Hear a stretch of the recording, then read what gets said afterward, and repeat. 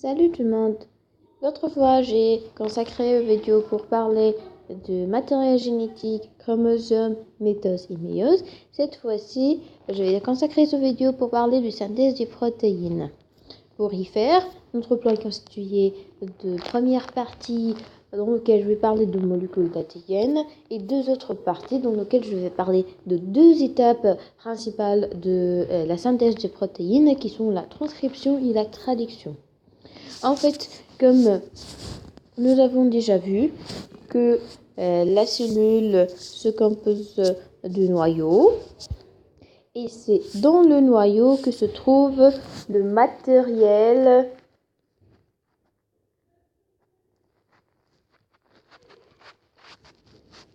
génétique.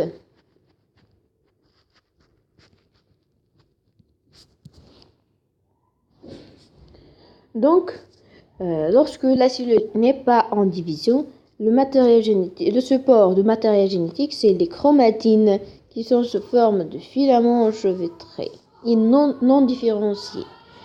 Puis, lorsque la cellule devient en division, la structure de la chromatine va se différencier, va se spiraliser et devient plus dense sous forme de X. Les au centromère formé de deux chromatides sœurs. Donc, lorsque nous examinons ce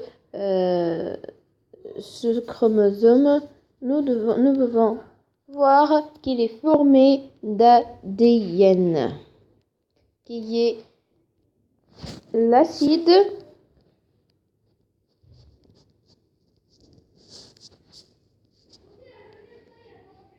désoxyribonucléique, d'où l'abréviation de ADN. Acide parce qu'il s'agit d'un acide, désoxyribo parce que le sucre qui le constitue c'est le désoxyribose, et nucléique parce que c'est dans le noyau.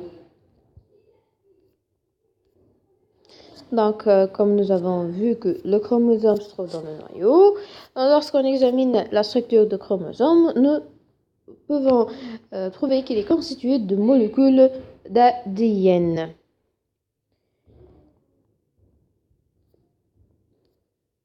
Donc, la molécule d'ADN est formée de deux chaînes nucléotides, voilà, chaîne 1 et voilà chaîne 2. Ce sont deux chaînes qui s'enroulent en hélice autour d'un axe de symétrie, un axe central, et chaque nucléotide, c'est-à-dire un bras d'ADN, est formé d'un assemblage de phosphates, voilà l'assemblage de phosphates, et d'un sucre, voilà le sucre, ici le sucre, squelette sucre, et le sucre, il s'agit de désoxyribose et d'une base azotée, on a 4 types de bases. La guanine, on la symbolise par G, la cytosine, on la symbolise par C, la thymine, on la symbolise par T, et l'adenine, on la symbolise par A. Voilà les deux nucléotides. Il y a ici l'adenine, par exemple. Dans le bras complémentaire, il y a la thymine. Dans le suivant, il y a la cytosine. Dans le bras complémentaire, il y a la guanine. Il y a une règle de complémentarité. On peut la voir si on simplifie. On simplifie la structure des deux chaînes de nucléotides. On met un bras d'ADN, et l'autre bras complémentaire, bras 1 et bras 2. Deux complémentaires. Ici, on a par exemple la thymine, ici on a la guanine, Ici, on a la cytosine. Ici, on a l'adenine.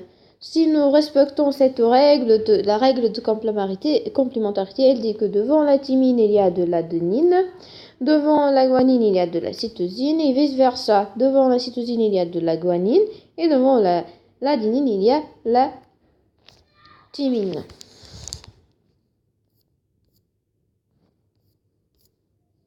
Donc, l'association des deux chaînes, elle est possible grâce à la complémentarité. On parle, c'est ce que j'ai déjà expliqué. J'explique davantage. La règle de la complémentarité des bases azotées, telles que l'adénine s'associe avec la thymine et la cytosine s'associe avec la guanine. Nous avons par exemple ce brin d'ADN. Nous pouvons compléter. Nous pouvons la compléter pour obtenir le brin complémentaire. Ici, devant l'adenine, comme j'ai déjà dit, que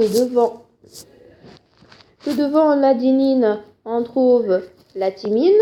Devant la cytosine, on trouve la guanine et vice-versa. Donc ici, on a A, on met devant le A un T. Devant le T, on a un A. Devant le C, on a un G. Et devant le G, on a un C. Voici le brin complémentaire de l'ADN. Et nous pouvons voir que c'est effectivement. Ici, nous avons mis le brin d'ADN complémentaire inversé parce que nous avons respecté à peu près la réalité des choses. Lorsque elles s'enroulent en forme d'hélice, on trouve que peut s'inverser. Et pour savoir la direction ici, pour la lecture verse le chemin. Donc, si on répète encore cette règle de complémentarité, on trouve que devant l'adenine, on trouve thymine. Devant la thymine, on trouve l'adenine. Devant la cytosine, on trouve la guanine. Et devant la guanine, on trouve la cytosine. Donc, les protéines, ce sont une catégorie de gros molécules biologiques qui constituent le premier résultat de l'expression des allèles des gènes. C'est grâce à eux que l'information génétique s'exprime. On a deux étapes fondamentales pour la synthèse des protéines, la transcription et la traduction. La première étape, la transcription, elle correspond à la production d'une molécule d'ARN messager à partir de la molécule d'ADN. Cette étape, elle est réalisée par l'enzyme ARN polymérase, qui est aussi une protéine, et que cette opération se réalise dans le noyau. Ici, dans le noyau, nous avons l'ADN. À partir de l'ADN et grâce à l'ARN polymérase,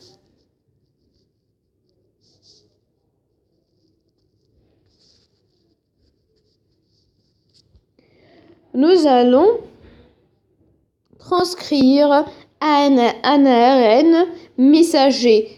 Messager vient du fait qu'il va permettre la circulation de l'information. L'ADN, en fait, est constitué une sorte de manuel de recettes du corps où se trouvent les informations génétiques et la transcription de ces informations va se réaliser grâce à l'ARN messager, catalysé par l'ARN polymérase qui est une enzyme, pour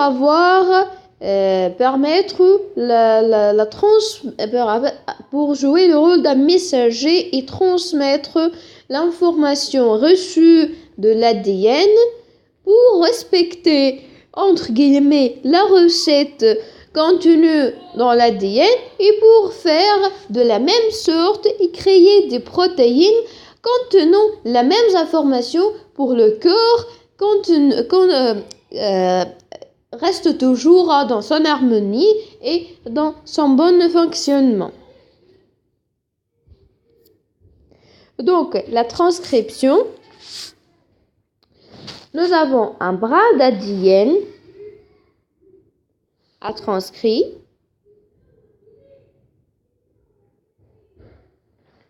On appelle un bras d'ADN transcrit. Voilà ici le bras d'ADN transcrit. L'autre bras complémentaire, il s'appelle le bras d'ADN non transcrit ou on appelle un bras d'ADN codant. Ici, pour la bras d'ADN transcrit, nous allons obtenir un ARN messager par la règle de complémentarité. Mais avec une seule différence que devant le A,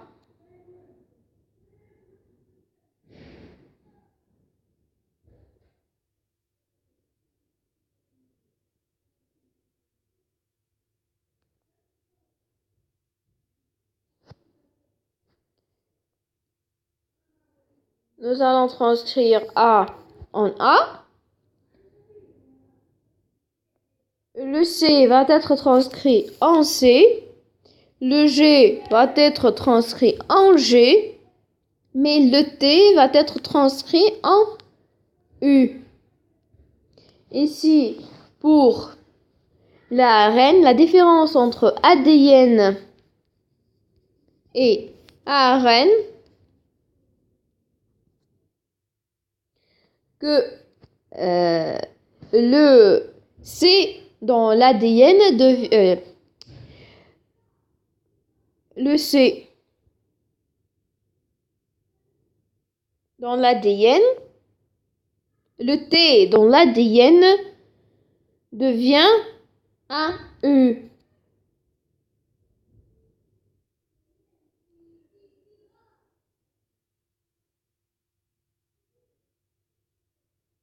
Donc, lors de la transcription de brins d'ADN, comme j'ai déjà dit que le A reste A, le C reste C, le G reste G et le T devient U. Et lorsque nous allons faire la règle de complémentarité, lorsque nous avons un A, nous allons la transcrire en U à la place de T. Devant le C, nous allons mettre un G. Devant le G, on va mettre un C. Et vice versa. Et devant le T, nous allons mettre un A. Seul le T va être remplacé par le U. Donc, un bras d'ADN et un bras d'ARN ont la différence de, au lieu de T, A, T, C et G, nous allons A, U, C et G. Donc, la transcription, elle se fait dans ce sens-là. Elle se fait dans ce sens-là. Et elle va permettre de transcrire le bras d'ADN pour obtenir un bras d'ARN messager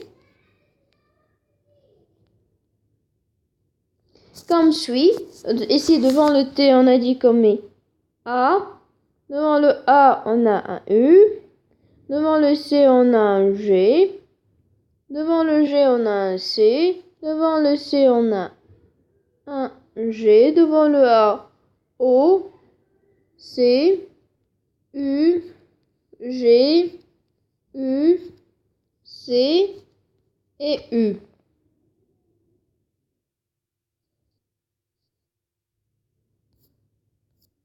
Voilà, donc comme nous avons dit que elle se fait un par un et selon la règle de complémentarité. On passe maintenant à la deuxième étape qui est la traduction. Elle correspond à la production de la chaîne de polyseptides à partir de la lecture de l'ARN messager. Nous avons vu qu'à partir d'un bras d'ADN dans la phase de transcription,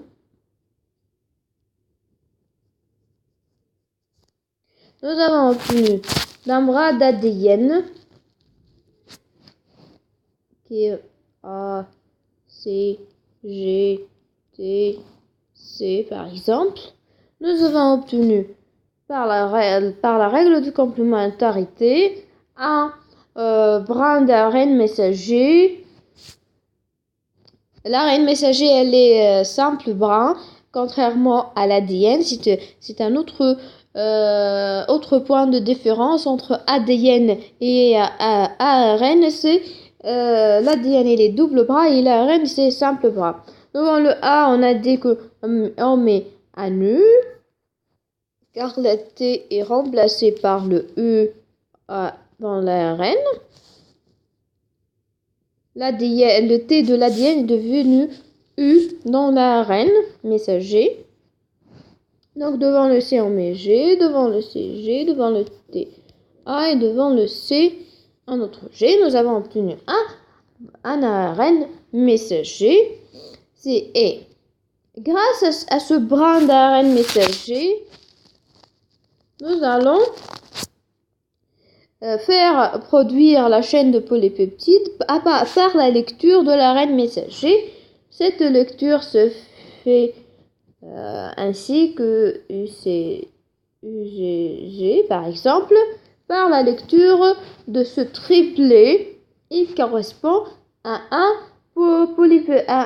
polypeptide et puis la chaîne va se réaliser peu à peu.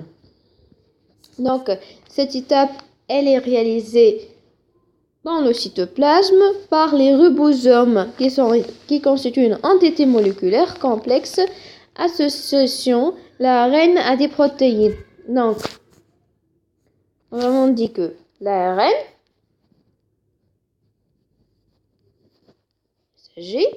dans l'ARN, il y a A, U, C, G, A, U.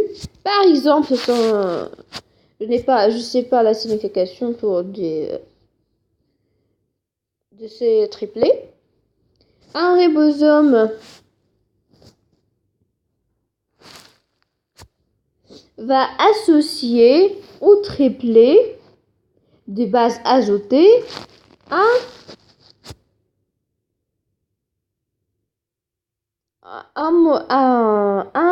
polypeptide, à une protéine, les chaînes polypeptidiques, car elle contient des protéines, un ensemble de protéines, et va associer le triplet à un protéine.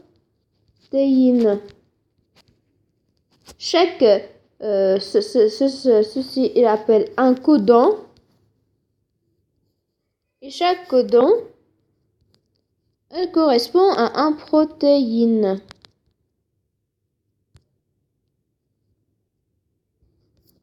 Donc, ici, comme je déjà dit, un triplet constitue un codon. Le ribosome, il va correspondre le codon à une protéine. Voilà la protéine correspondant à cette chaîne. Cette chaîne, elle est G, C et U correspond à l'alanine. Ici, A, U, G, correspond aux méthionine. Ici, C, G et E correspondent à la grénine. Ici, G, A, Et G, c'est un anticodon, c'est-à-dire un triplet non signifiant, c'est-à-dire sans signification.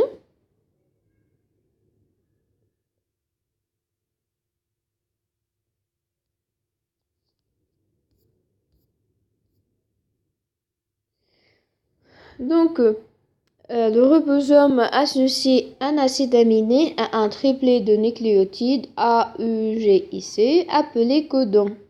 Le code génétique des acides aminés, voilà, par exemple ici pour le UU, on a le phénylalanine. Ici par exemple UCC, c'est la sérine. GUG correspond à la valine, comme GUU correspond à la valine. On lit de cette façon, ce tablet se lit en correspondant les trois lettres. Ici, le premier lettre, avec le second lettre, avec le troisième lettre, ici on a UUU. Pour le second cas, ici le premier lettre, associé au second, associé second. Ici, voilà, on voit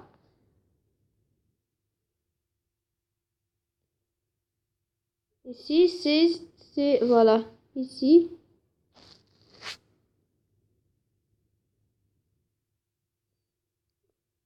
On correspond C avec U, par exemple, et U.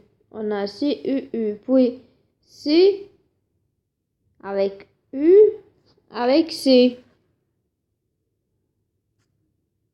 La CCC correspond, la correspondance entre C et C.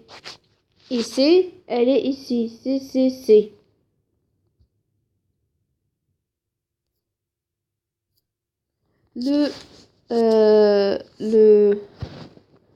Les codons UAA, UAG, UGA, elles n'ont pas de signification et on les appelle les codons stop. Des remarques enfin. AUG codon pour l'acide aminé méthionine est particulier car c'est le premier acide aminé de toutes les chaînes polypeptidiques et la méthionine elle est commun entre toutes les chaînes polypeptidiques et toutes les chaînes polypeptidiques commencent par cet acide aminé. Un codon ne code toujours que pour un seul acide aminé, mais un acide aminé peut avoir plus qu'un codon. On peut l'avoir ici, si on revient. Ici, un seul acide aminé a deux codons. Mais un seul codon, on ne peut pas la trouver répétée dans aucun autre cas.